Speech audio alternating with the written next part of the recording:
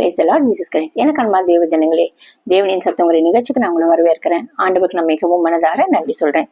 என்னோட கூட 1 ராஜாக்கள் 19வது அதிகாரம் 13வது வசனம் எடுத்துக்கோங்க. 1 ராஜாக்கள் 19வது அதிகாரம் 13வது வசனம். அது எலியா கேட்டபோது தன் சால்வினால் தன் முகத்தை மூடிக்கொண்டு வெளியே வந்து கெபியின் வாசலில் நின்றான். அப்பொழுது இதோ எலியாவே, இங்கே உனக்கு என்ன காரியம் என்ற சத்தம் அவனுக்கு உண்டாயிற்று. ஆமீன். நம்ம தேவனை தொழுது கொள்றதை பத்தி தான் பார்த்துட்டு இருந்தோம். இப்ப இவன் வந்து எலியா வந்து இந்த இது தெரிஞ்சவங்களுக்கு ஓகே, இது எதுக்காக எலியா வந்து அந்த குகையில ஒழிஞ்சான்னு தெரியாதவங்களுக்கு ஷார்ட்டா சொல்றேன். எலியா அந்த ஊர்ல என்ன பண்ணா, அந்த ஜெஸ்பெல் ராணிக்கு பயந்துட்டு அவங்க எல்லா தீர்க்க வச்சு கொண்டு போடுறாங்க. நம்ம பயந்து வரான்ல, சூரிய செடிகள் ஒழிஞ்சுக்க இந்த காரியங்கள் எல்லாம் நடக்குது இல்ல. இவன் ஒரு குகையில போய் அப்ப அந்த இடத்துல ஆண்டவர் சொல்றாரு, நீ இங்க வந்து ஏன் உட்காந்துட்டு இருக்க, இங்க நான் உன்னை எதுக்காக, நீங்க ஏன் வந்த, அதுதான் பார்த்து கேட்கிறாரு. அப்ப அவன் பயந்து சொல்லுவான், இந்த மாதிரி இஸ்ரவேல் ஜனங்கள் உங்களோட உடன்படிக்கை மீறிட்டாங்க, பலிபீடத்தை தகர்த்து போட்டுட்டாங்க, அவங்க நிறைய பேரை தீர்க்கதரிசிகளை கொண்டுட்டாங்க, நான் மாத்திரம் தான் மிஞ்சி இருக்கேன். அப்ப ஆண்டவர் சொல்வார், நீ மாத்திரம் மிஞ்சி இல்ல, அவன் செய்ய வேண்டிய காரியங்கள் எல்லாம் சொல்லிடுவாரு. எலிசாவை போய் அபிஷேகம் பண்ணணும்னு சொல்லுவாரு. அதோட கூட நீ மாத்திரம் மிஞ்சி இல்லப்பா, இன்னும் 7000 பேர் இருக்காங்க, அந்த பாகாலுக்கு வணங்காம முழங்கால முடக்காம முத்தம் செய்யாம இன்னும் 7000 பேரை நான் வச்சிருக்கேன் உன்ன மாதிரின்னு.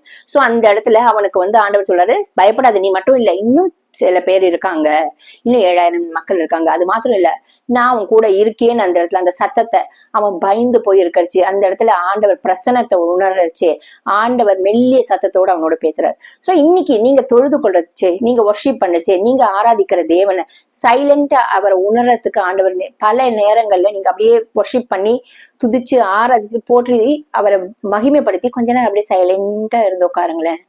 அவர் மெல்லிய சத்தம் உங்களுக்கு கேட்கும். அந்த அனுபவம் நம்ம ஒவ்வொருத்தருக்கும் வரணும்.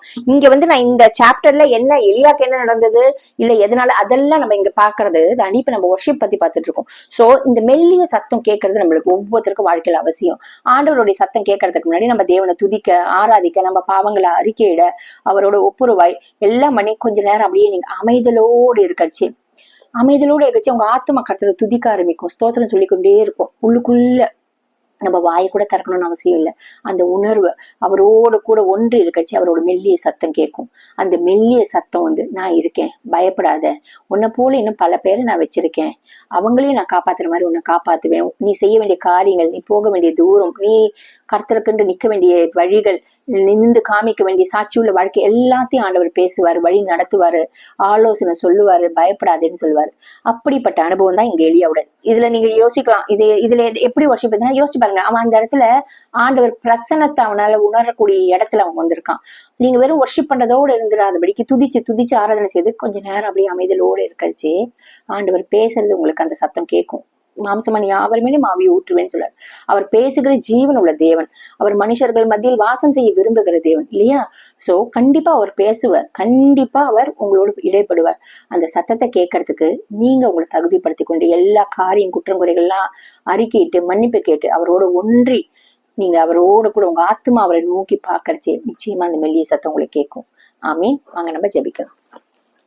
எங்கள் அன்பின் பரலோக தகப்பனே, உங்க துதிக்கிறோம், ஸ்தோத்திரிக்கிறோம்ப்பா.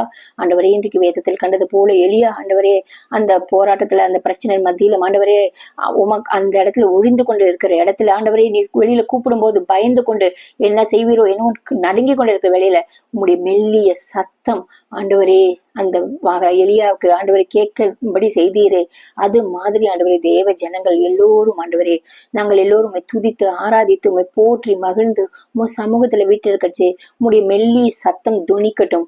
ஒவ்வொருத்தரும் அதை கேட்டு அதுக்கு கீழ்ப்படிய அந்த அனுபவத்தை பெற்றுக்கொள்ள ஒவ்வொருத்தருக்கும் கிருபை தருவீராக.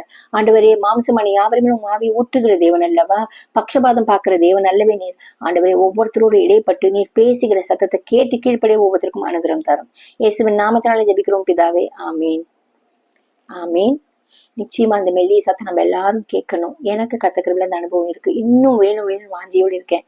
அது எல்லா நேரத்திலயும் கேட்காது. நம்ம அவர் சமூகத்துல உட்காந்து அவரோட வாஞ்சியோடு இருக்கறச்சே, அவர் சமூகத்திலேயே இருந்து நம்மளை மறந்து அவர் நோக்கி பார்க்கறச்சே, அவர் பிரசன்னத்தினால இடைப்பட்டு அந்த மெல்லிய சத்தம் ஒண்ணு போதுங்க நம்மளை ஆற்றி தேற்ற வழி நடத்த. ஆமீன்.